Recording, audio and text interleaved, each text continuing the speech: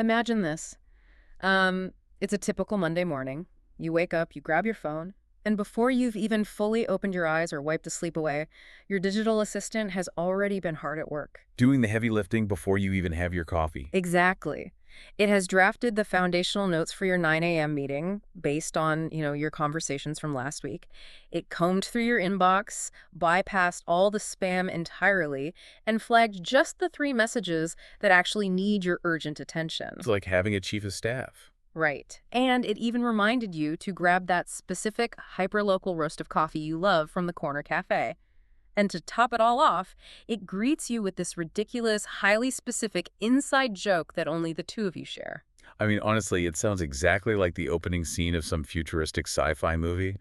The kind where the protagonist relies entirely on their digital sidekick to navigate life. It really does. But here is the fascinating reality for you, the listener, especially if you are someone who values every single second of your day and is constantly looking for ways to streamline your life. This is not science fiction. Not anymore. No, this is the tangible, everyday reality of 2026. Welcome to the Deep Dive. Today, we're exploring some incredibly compelling insights from a recently published March 2026 guide titled Unleash the Power of Your Own Personalized AI Assistant. And our mission for this deep dive is to completely shortcut the learning curve for you. We are going to explore exactly how anyone, without a computer science degree, without knowing how to write a single line of code, can build a fully customized AI clone in under 30 minutes. Which is wild to think about. It is. But more importantly, because we want to move beyond just the simple how-to, we're going to unpack the peer-reviewed academic science that proves why this works so effectively today, and really how the technology has finally evolved past those deeply frustrating pitfalls of the early generic chatbots. We definitely need to set the stage on how massive this paradigm shift is, because if we think back just a couple of years, chatbots were undeniably clunky. Oh, they were terrible. Remember when asking a bot a question felt like talking to a very stubborn brick wall? Yes. You would ask for something specific, and it would spit back this generic, robotic paragraph that it sounded like it was just reading a Wikipedia page aloud to you. Completely devoid of content. Exactly. But today, we are talking about hyper-personalized 247 digital clones. So what exactly changed in the architecture to allow this? Why is this happening right now? So the why now really comes down to a perfect storm of accessibility and technological breakthroughs. Yeah. First, we've seen an absolute explosion of no-code platforms. We are talking about OpenAI custom projects, Gemini Gems, Claude projects. Right. They have essentially democratized AI creation. But the real engine driving this, the actual foundational science that makes a personalized bot possible, is a framework called RAG. That stands for Retrieval Augmented Generation. Gimme, Jake. Yeah, and you combine that with sophisticated presence alignment, then that's where the magic happens. Wait, hold on. We've all seen the headlines about AI confidently making things up, inventing court cases, fabricating historical events. Does this RAG technology actually eliminate that completely, or is it just reducing the frequency? That is the critical question. Yeah. It drastically reduces those fabrications by fundamentally changing how the AI fetches information in the first place. Okay. Instead of relying purely on its vast pre-trained memory, which is where those hallucinations happen, RAG forces the AI to check a specific designated library of facts first. And that library is your facts. Precisely, your facts. And the data shows this definitively. There's an exhaustive Arcase survey covering research from 2024 to 2025 that was specifically focused on the personalization of large language models. I read that part. The findings are pretty conclusive. Extremely. They prove that utilizing RAG, along with efficient fine-tuning, dramatically boosts user satisfaction across almost every single metric, from daily conversational tasks to educational tutoring, even health recommendations. What blew my mind in this research was a specific 2026 study from the International Conference on Learning Representations, the ICLR. It was called the Proper Sim Study. The methodology they use there reveals so much about human psychology. It truly does. In the Proper Sim study, the researchers simulated 32 highly distinct user profiles, and they didn't just ask the AI to be helpful. Right. Helpful is too vague. Exactly. They programmed the AI to be proactive, and crucially, they adapted it to mirror the user's big 5 personality traits. So we are talking about openness, conscientiousness, extroversion, agreeableness, and neuroticism. Spot on. And why does that psychological mirroring matter so much? I mean, if I'm using a tool, why do I actually care if it matches my level of extroversion? Because it fundamentally reduces your cognitive load. Think about it. If you are a highly analytical, cautious person, maybe you score high in conscientiousness and a bit higher in neuroticism. And your AI assistant responds with an overly enthusiastic, emoji-filled, rapid-fire response. You subconsciously reject it. Yeah, it feels exhausting. Exactly. You have to actively translate its bubbly tone into your preferred structured way of thinking. But when the AI speaks your internal language, when it perfectly matches your exact psychological profile, it stops feeling like software. It feels like an extension of your own mind. Yes. In the study, when the AI mirrored those traits, user satisfaction scores skyrocketed from a mediocre 2.2 out of 4 to a 3.3 in just a matter of days. The practical application of that psychological alignment is staggering. If we look at the 2025 review by the software company Jumilius, they tracked professionals using these types of customized assistants. The time savings were incredible. Up to a 50% time saving on repetitive daily tasks. Half of your administrative burden simply gone. Imagine having 50% more time in your week to learn a new skill, focus on deep creative work, or just, I don't know, step away from the screen and enjoy your life. That is the ultimate promise of the technology right there. Mm-hmm. And the source material doesn't just theorize about this. It lays out a very practical 6-step blueprint to actually build this clone. Let's break down that blueprint for the listener. The first step is defining your persona and your use case. And the author makes a very compelling argument that you cannot just ask for a generic assistant. No, that defeats the purpose. You need to be hyper-specific to the point of absurdity, almost. The author of the guide actually programmed their own bot to occasionally drop highly specific regional jokes from their hometown of Pasto, Colombia. I love that detail. Right. And it wasn't about the jokes themselves. It was to demonstrate that you do not have to settle for a sterile, corporate-sounding assistant. You can make this digital clone as wonderfully weird, culturally specific, and personalized as you are. And that specificity is the anchor for the AI. The academic data supports this approach completely. Studies like Personal Lens demonstrate that defining clear, explicit character traits alongside user history boosts the AI's alignment with the user by 30 to 50%. That is a massive jump. It is. If you give it a vague prompt, it wanders. If you give it a rigid, incredibly detailed character profile, it stays in character and delivers exactly what you expect. Okay, so once you have that incredibly detailed persona mapped out, you need a place to actually build it. Which brings us to step 2. Are we talking about heavy coding here? What is the landscape of platforms right now? No coding required at all. It is entirely about matching the tool to your specific technical comfort level. If you're a beginner looking to get your feet wet, ChatGPT Plus or Gemini Gems are ideal. Gemini is particularly fascinating because of its strong multimodal capabilities, right? Like, if you are the type of person who still loves taking handwritten notes in a physical notebook, you can just snap a photo of your messy handwriting, upload it, and the AI can read it and integrate it into your digital workspace perfectly. Exactly. It bridges the physical and digital seamlessly. And if someone wants to push the boundaries a bit further, Then you move up the ladder. You might lean towards Claude projects, which currently leads the pack in deep, nuanced reasoning capabilities. Or you can explore no-code workflow tools like BotPress, N8N, or LateNode. those allow you to string together complex automated tasks across different apps. Precisely. And for the highly advanced users who want to tinker directly with APIs, there are models like Grok from xAI, which is explicitly designed to have a more unfiltered, rebellious vibe if that's the persona you're trying to capture. Okay, so let's say I've picked a platform like Claude or Gemini. I basically have an incredibly smart empty shell at this point. It knows how the world works, but it doesn't know me. How do I get my unique brain into that shell? That brings us to step 3, which is the process of uploading your personal brain. This is the practical application of the RAG technology we discussed earlier. So feeding the system your specific context. Right. You upload your CV, your past meeting transcripts, proprietary PDFs, writing samples, your personal preferences, everything. The source material actually dives into the back end of how the AI processes all those files, mentioning a hybrid approach of BM25 and dense embeddings. Now, for those of us who aren't data scientists, what does that actually mean when we upload a PDF? Let's strip away the jargon. BM25 is essentially a highly evolved, mathematically precise keyword search. Think of it like the index at the back of a massive textbook. Okay, that makes sense. If you ask your AI about your 2023 tax returns, BM25 flips straight to the exact page mentioning those specific words. Dense embeddings, on the other hand, act more like a conceptual map. They understand the underlying meaning behind your words. So they understand the context, not just the raw text. Exactly. So if you ask your bot, can you pull up that document about my financial situation before the summer vacation? Ah, I see. Dense embeddings understand the conceptual link between financial situation, summer, and taxes. And it retrieves the right file even if you never use the exact keyword. That is incredibly smart. And by combining the precise keyword search of BM25 with the conceptual understanding of dense embeddings, the system becomes highly efficient.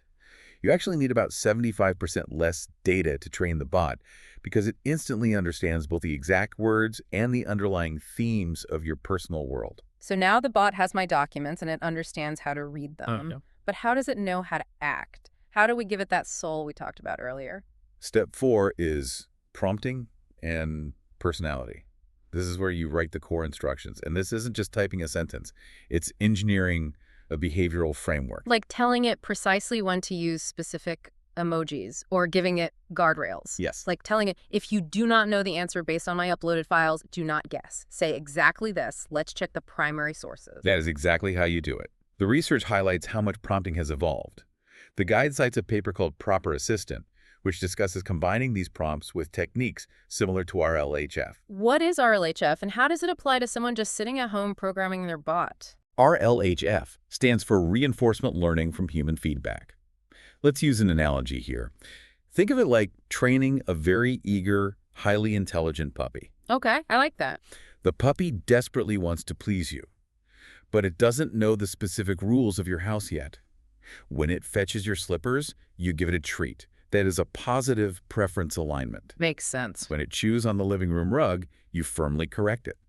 Over a period of time, it learns exactly how to navigate your house flawlessly. The AI is doing the exact same thing with your digital preferences. So after I write these instructions and hit save, is it ready to go? Do I just trust it immediately to handle my important tasks? Definitely not. That is the biggest mistake people make. Step 5 is test, iterate, and train. You have to treat this digital clone like a brand new employee on their first day. Right, you can't just hire someone, hand them a manual, and walk away. Exactly. You need to actively engage in a feedback loop. It's like if I ask my bot to draft an email to a client declining a proposal, and it writes back, hey bro, no thanks, catch you later. Yeah, that would be a disaster. Right. I can't just delete the email and rewrite it myself. I have to actively tell the bot, that tone is entirely inappropriate for this client. Please adjust it to be professional yet firm. Precisely. That active correction is non-negotiable. If we look back at the Proper Sim study, the researchers explicitly noted that daily human feedback is the absolute key to raising the AI's performance score over time.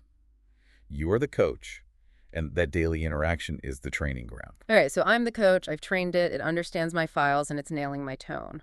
What is the end game here? Step 6 is deploy and scale, but what does that actually look like in practice for an average user? Once your clone is reliable, you integrate it into your actual workflows. You can publish it via a private link so you can access it anywhere. You can integrate it with voice technology using platforms like Retell AI. So you can literally have a phone conversation with your second brain while you are driving. Yes, and the ultimate goal is building a multi-agent system.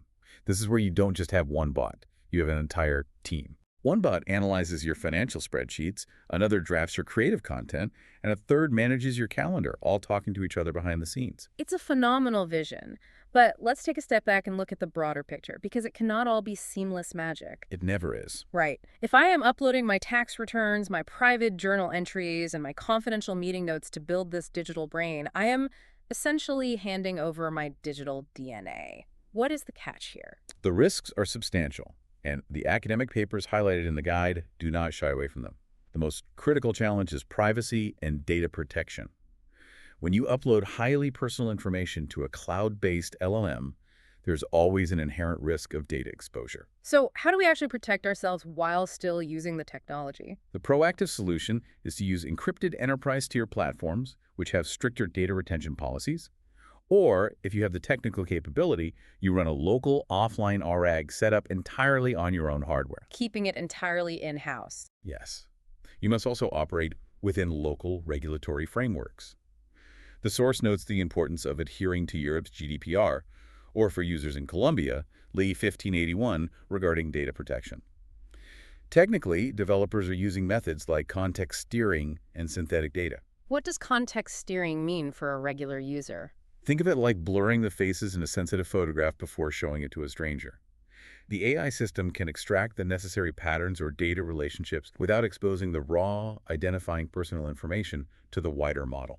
That makes practical sense. Now, what about the issue of bias? We know AI models reflect the data they were trained on. But if I'm uploading my own documents, does the bot just echo my own flaws back to me? What if my data is biased? It is the classic computing rule: garbage in, garbage out. If your personal library is flawed, your AI's logic will be flawed. The guide is adamant that you must always verify important conclusions with primary external sources. Keep a human in the loop. Always. However, to prevent the AI from introducing new external biases or hallucinating facts, you explicitly prompt it to only base answers on my uploaded files. Oh. The Persona Bench study proves that combining a strict RAG architecture with active human feedback fundamentally crushes hallucination rates. It builds a walled garden around the AI. Let's talk about the practical reality of maintaining this. What about the bill? Running multiple bots, 247, sounds incredibly expensive. It can be. Subscriptions, API calls, token usage, it all adds up quickly. The recommendation is to always start with free or low-cost tiers during the experimentation phase. Once you are ready to scale to a multi-agent system, the industry standard is utilizing PEF. Parameter-efficient fine-tuning. And how does PEFT keep costs down? Think of PET like giving your AI a highly targeted software update rather than buying an entirely new computer. Instead of retraining the massive multi-billion parameter model from scratch, which requires massive computing power and money, you're only tweaking a tiny, specialized percentage of its brain. So it keeps your operational cost incredibly low while maintaining top-tier performance. Exactly. The final challenge brought up in the source material is the philosophical one. As these clones get better at doing our work, writing our emails, and mimicking our tone, are we just building automated replacements for ourselves? If a bot is doing all the communicating, what are we actually doing? The consensus in the field, heavily supported by the OECD guidelines on artificial intelligence, is that this technology must be treated strictly as a co-pilot, never a total replacement. It's about augmentation. Yes, and to ensure you are actually benefiting, you shouldn't just guess. You evaluate it using academic benchmarks mentioned in the guide, like LAMPE and PersonaMem. These act like standardized report cards for your AI, objectively measuring if the bot is actually saving you time and retaining your context accurately, rather than just acting as a shiny, expensive distraction. It really brings the whole concept full circle. The core message leaping out of this 2026 guide is one of profound empowerment. Building your own personalized bot is the ultimate modern leverage. It really is. It allows you to transition from being a passive consumer of artificial intelligence to being an active architect of it. It's about using the technology to win back your most valuable, non-renewable resources, your time and your creative energy. The recurring theme across all the scientific literature we review today is that the most powerful, transformative technology is not the one with the biggest server farm. It is the one that perfectly adapts to your specific mind, provided that it remains securely under your control. So we turn it over to you, the listener. Armed with this blueprint, what specific use case are you going to tackle first? Are you going to build a brutal schedule manager, an endlessly patient language tutor, or a brainstorming partner that challenges your ideas? And perhaps most importantly, what are you going to name your digital clone? As you begin mapping out your bot's persona, I want to leave you with one final, slightly provocative thought to mull over. It draws directly on that proper sim study and the concept of mirroring the big five personality traits. We know the AI can adapt perfectly to your specific psychological profile.